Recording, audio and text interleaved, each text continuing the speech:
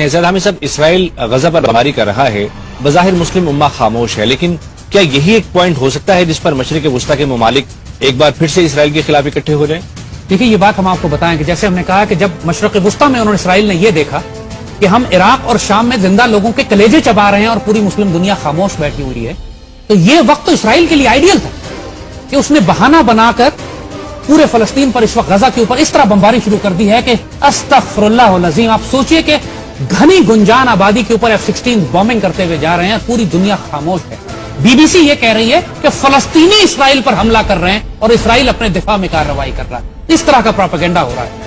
یہاں پر ہم بڑی سخت اور صاف بات کرنا چاہیں گے، خاص طور پر ترکی کے مسلمانوں سے، ترکی کے حکمرانوں سے، ایران کے حکمرانوں سے اور پاکستان کے حکمرانوں سے۔ دیکھو، یہ ممکن نہیں ہے کہ اسرائیل ان تین مسلمان ملکوں کے خلاف کھڑا ہو سکے۔ اسرائیل تو ایک مسلمان ملک کے خلاف بھی نہیں کھڑا ہو سکتا، نہ ترکی کے خلاف کھڑا ہو سکتا ہے، نہ ایران کے خلاف، نہ پاکستان کے خلاف۔ اور یہ وقت ہے کہ ہم اسرائیل کو دھمکائیں۔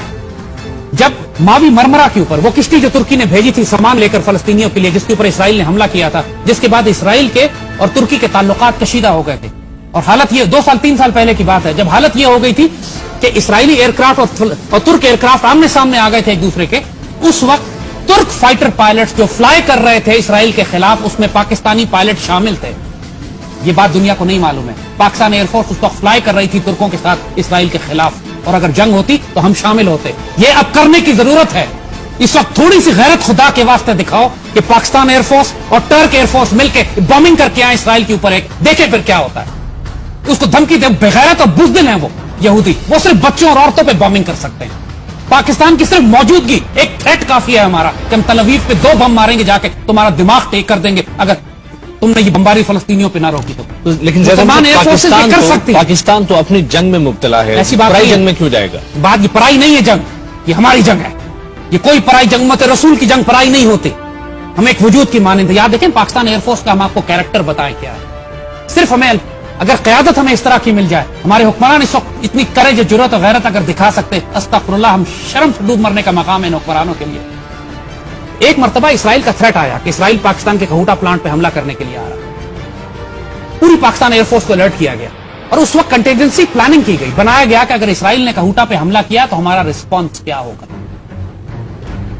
اس وقت یہ ڈیسائیڈ کیا گیا کہ ہم بھی جا کے ڈیمونا کے ایٹمی پلانٹ پر حملہ کریں گے۔ اسرائیل کے ڈیزرٹ میں ان کا ایک ایٹمی پلانٹ ہے، ان کا کہوٹا جو ہے ان کا ڈیمونا کا پلانٹ کہلاتا ہے، مگر اسرائیل ہم سے بہت دور ہے، اور پاکستان سے اگر F-16 اڑتے ہیں ہمارے تو وہ صرف 1 وے فلائٹ کر سکتے تھے، وہ جا کے ڈیمونا پہ بامنگ کر سکتے ہیں، اس کے بعد کریش کر جائیں گے چونکہ فیول ختم ہو جاتا ان کا، اور ہمارا پائلٹ ڈیفینیٹلی یا شہید ہوتا یا اسرائیلی اس کو قیدی بنا لیتے یا سمندر میں ڈوب جاتا ہو۔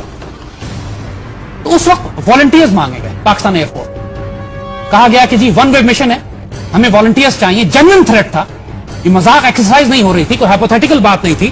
ہماری ایئر فورس ریڈ الرٹ کے اوپر تھی، خطرہ تھا، ہمیں 84 کی بات ہے، میں خطرہ تھا اس بات کے اوپر کہ اسرائیلی حملہ کرنے کے لیے آ رہے ہیں۔ اور یقین کریں گے کہ ہمارے پاس اس وقت صرف 40 F-16 تھے، اور 40 کے 40 پائلٹس نے ہاتھ اٹھا دیا کہ ہم 1 وے مشن پر جائیں گے۔ یہ ہمارے فائٹر پائلٹس کا جذبہ ہے، اور ان فائٹر پائلٹ سے اسرائیلیوں کی جان نکلتی ہے۔ دیٹ از وائی دنیا کی واحد ایئر فورس جس نے اسرائیلیوں کو مار کے گرایا ہوا ہے۔ فلسطین میں جس طرح یہ قتل عام کر رہے ہیں اور مسلمان دنیا خاموش ہے، ہمیں سب سے زیادہ شکایت پاکستان ایئر فورس سے اور ٹرکش ایئر فورس سے۔ ہم ٹرکی میں بیس بنا سکتے ہیں، تھریٹ کر سکتے ہیں، موجود ہیں پائلٹس ہمارے ابھی بھی وہاں پر۔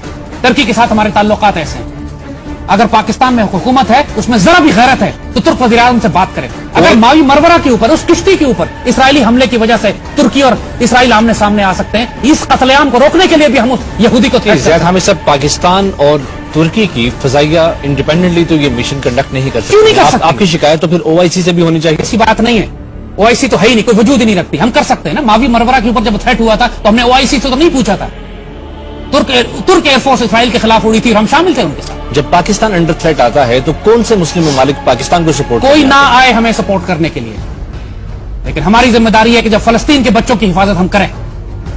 ہر مسلمان ملک کے پاس اپنی آرمی، نیوی، ایئر فورس ہے، وہ ڈیفینڈ کر رہے ہیں اپنے آپ کو۔ فلسطین کے پاس کیا ہے؟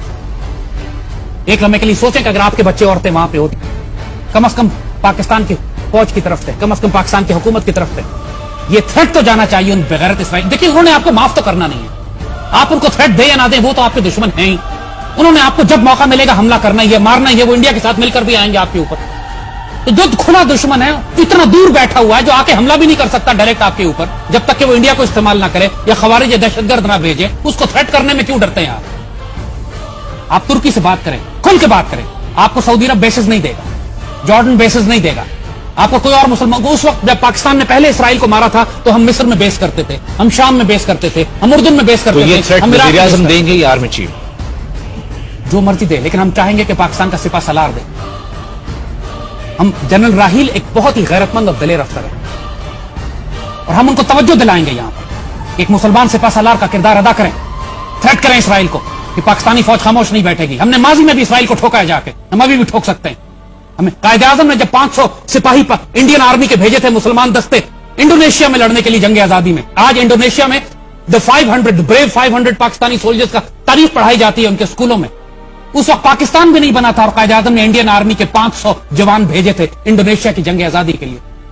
कायदे आजम ने फलस्तीन की आजादी के लिए उस वक्त इंग्लैंड को थ्रेट किया था कि हम पूरी मुसलमान दुनिया में आग लगा देंगे अगर इसराइल बनाया गया तो।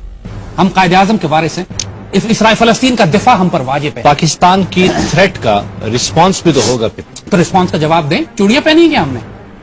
हमारे क्या मिसाइल वहां नहीं पहुंच सकते? वो क्या थ्रेट, क्या रिस्पांस देंगे हम? वो क्या रिस्पांस देंगे? जो देना, जो हम भी दे सकते हैं, क्या नहीं दे सकते हैं?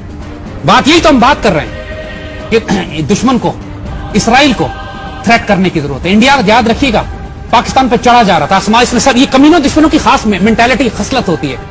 जब जनरल जिया ने जाकर थ्रेट किया था, जिसको कहते हैं क्रिकेट डिप्लोमेसी, कि हम ऐसी की तैसी कर देंगे तुम्हारी, उसके बाद सारा इंडिया की हवा निकल गई थी। यही थ्रेट इसराइल को देने की जरूरत है। फलस्तीन के बच्चों को बचाना हमारी जिम्मेदारी है। अगर हम नहीं करेंगे अल्लाह उसके रसूल के आगे जवाबदेह होंगे।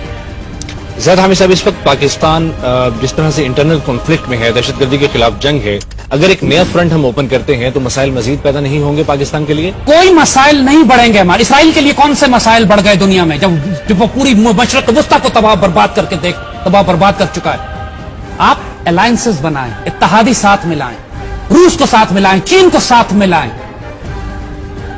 मुश्किलात, मसाइल सिर्फ बेगैरतों के लिए बढ़ते हैं, शेरों और दलेरों के लिए कोई मसाइल नहीं होते, वो मसाइल हल करते हैं। हम अरब दुनिया की जंग लड़ने जा रहे हैं और इत्तेहादी हम बनाएं रूस और चीन को, अरब ममालिक हमारे साथ क्यों नहीं आते? पहले बात ये, इत्तेहादी जहां से मिले मर्जी बनाएं। अरब मुल्क है कौन सा? मुझे नाम बताएं ना, बचा कौन है?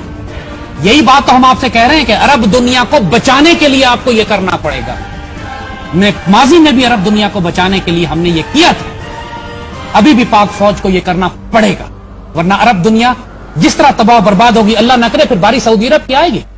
देर नहीं है, थोड़े दिनों की बात है, साउथ पाकिस्तान आर्मी कॉल की जाएगी, क्योंकि सऊदी अपना दिफा नहीं कर सकते, वो बुलाएंगे हमें। जब आप सऊदी अरब का दिफा करने जा सकते हैं तो फलस्तीन के बच्चों को बचाने के लिए इसराइल को थ्रेट क्यों नहीं कर सकते? अमेरिकी इमदाद और अमेरिकी ही F-16 के बलबूते पे हम इसराइल को थ्रेट करेंगे? क्यों नहीं कर सकते? यही तो कमाल है। हमने रूस को रूसी क्लैशनकोव से ही शिकस्त दी, इसी तो मास्टरपीस कहते हैं। हमने रूस को शिकस्त किससे दी? रूसी क्लैशनकोव से दी ना। क्लैशनकोव किसने इजाद की थी? रूस ने। हमने मारा किसको? क्लैशनकोव से मारा ना। बात यह है कि अल्लाह ताला ने एक बात याद रखिएगा, उस रिस्क से मौत अच्छी, जिस रिस्क से आती हो परवाज में होता है। किसी बड़े ने कहा था कि तुम अगर मौत के खौफ से रुसवाई कबूल करोगे तो तुम्हारे नसीब में मौत भी होगी और रुसवाई भी। याद रखिएगा ये बात। वो कौमें जो जिंदा रहना जानती है ना, वो अपनी आबरू के लिए उनको खड़ा होना पड़ता है, वरना उनके नसीब में जिल्लत और रुसवाई भी होती है और मौत भी। मशरक़ वस्ता में आज जो कुछ हो रहा है, उस मुसलमानों का दिफा करने के लिए पाकिस्तान को ईरान और तुर्की के साथ इत्तेहाद बनाना है अभी, आज, इसी वक्त, वरना मुसलमान दुनिया बचेगी नहीं।